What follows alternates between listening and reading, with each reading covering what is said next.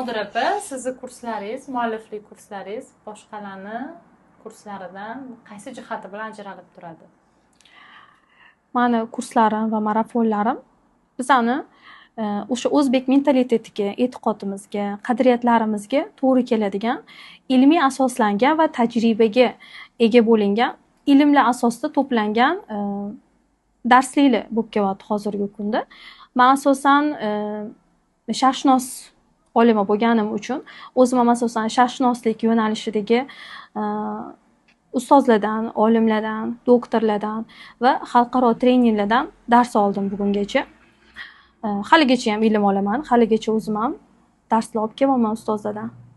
Shular sabab deb o'ylayman va meni yo'nalishimda hech qanaqa asosi bo'lmagan va shubhali ilmlardan biz yiroqmiz. Unaqa yo'nalishlarga aslo kirmaymiz. Shuning uchun ham bugungacha men bilan birga rivojlangan ayollarni hammasini hayotida tinchlik, totuvlik va barqarorlik bo'lyapti, rivojlanish bo'lyapti.